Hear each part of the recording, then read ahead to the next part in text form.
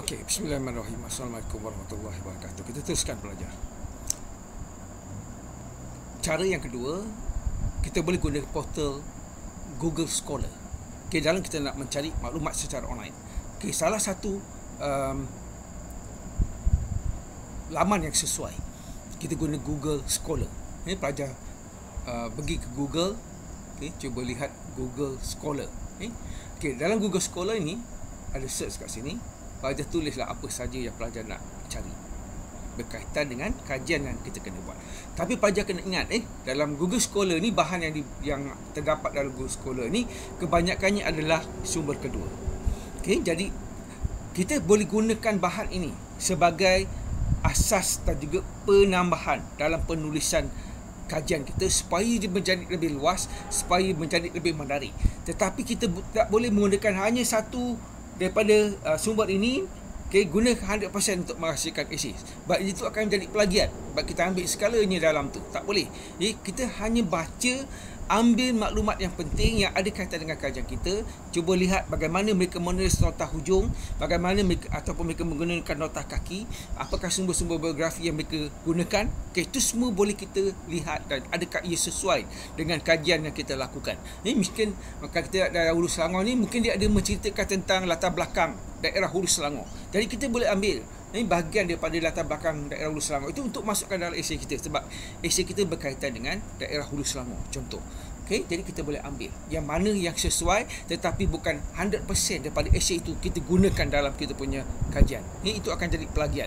Jadi kita perlu berhati-hati dalam menggunakan sumber yang kedua. Jadi sumber kedua ini hanyalah sebagai penambahan kepada penulisan kita itu supaya dia menjadi satu penulisan yang baik. Dan setiap fakta yang kita sampaikan itu berasaskan kepada evidence ataupun sumber. Ini boleh jadi sebagai sumber yang kedua. Jadi pelajar boleh gunakan Google Scholar ini untuk mendapat pelbagai penulisan, hasil-hasil penulisan, hasil-hasil kajian yang telah dibuat oleh beberapa pengkaji sebelum ini. Jadi ambil, cuba lihat, cuba baca. Macam saya kata tadi, pertama tengok isinya, tengok dia punya sumber yang digunakan, nota hujung dari segi bibliografi itu sangat penting untuk kita lihat. Mungkin ada bibliografi itu yang kita boleh cari, boleh kita dapatkan dan kita ambil untuk kita mengulas dalam ulasan kita sendiri, dan kita mengambil fakta-fakta yang penting untuk mengetahui sumber yang mana yang sesuai untuk kita masukkan dalam esei kita. Jadi kebijaksanaan itu sangat penting dalam kita mengenal pasti bahan-bahan yang berkaitan. Jadi pelajar kumpulkan, dan ini juga kita boleh gunakan untuk membuat sorutan kajian atau literature review semasa kita menulis proposal kajian.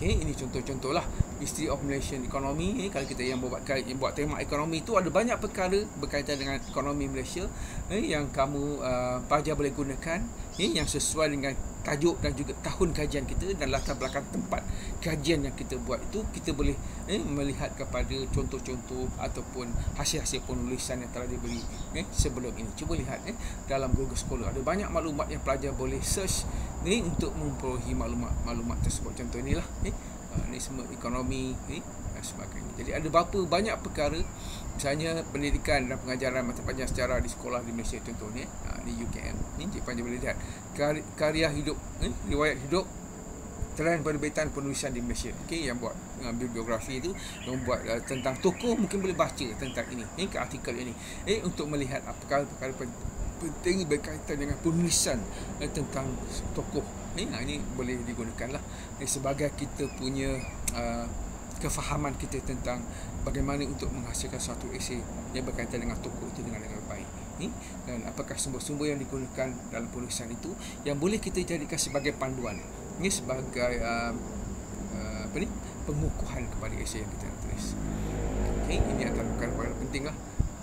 Yang boleh kita gunakan dalam laman web yang kedua yang saya telah jelaskan, itu Google Scholar. Jadi kita dah jelaskan tentang Arkib Negara. Ada banyak bahan dalam Arkib Negara yang pelajar boleh gunakan. Dan yang kedua adalah melalui Google Scholar.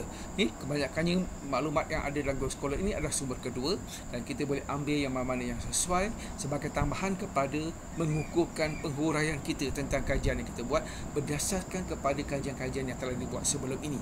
Dan kita lihat yang paling penting kat sini, kita perlu lihat sumber biografi yang digunakan dan juga sumber-sumber dari segi nota hujung ataupun nota kaki yang digunakan dalam kajian tersebut. Sebab ini adalah satu kajian ilmiah yang autentik yang boleh kita gunakan ini sebagai evidence kepada esei kita, supaya esei kita itu menjadi esei sejarah yang baik, yang menepati dari segi format dan juga dari segi penulisan yang betul.